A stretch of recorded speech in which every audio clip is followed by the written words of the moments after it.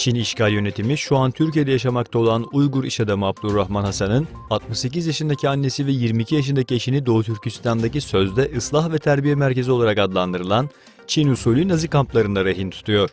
Kamplardaki kötü muamele ve her türlü eziyetten dolayı bunalıma giren Abdurrahman Hasan, Çin'den annesi ve eşini idam ederek bu eziyet ve işkenceden kurtarmasını istedi. Doğu Türkistan'ın Gulca şehrinde yaşayan Uygur tüccar Yasimcan Moyda'nın 7 ay önce Çin polisleri tarafından tutuklandığı ve geçtiğimiz Kasım ayında cesedinin ailesine teslim edildiği öğrenildi. Şu an gurbette yaşayan eski Gulca sakinleri Yasincan'ın cezaevine girmeden önce sağlık durumunun iyi olduğunu aktardı.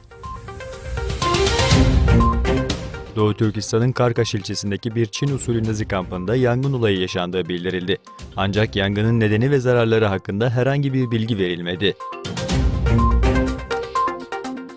Birleşmiş Milletler Bilim, Eğitim ve Kültür Örgütü, Türk Milli Komisyonu'nun yıllık toplantısında 2018 yılı Atabetül Hakaik yılı ilan edildi.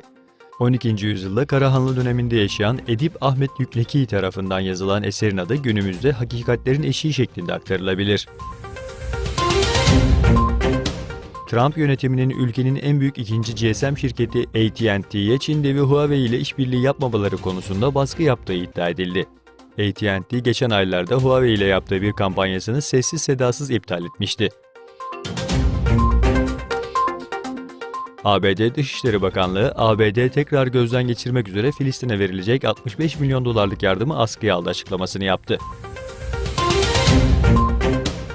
Uluslararası Barış Araştırmaları Enstitüsü ve nükleer silahların imha edilmesi kampanyasından derlediği bilgilere göre dünya üzerinde yaklaşık 15.000 nükleer silah başlığı bulunuyor ve bu silahların yaklaşık 14.000'i sadece Rusya ve ABD'nin kontrolünde tutuluyor.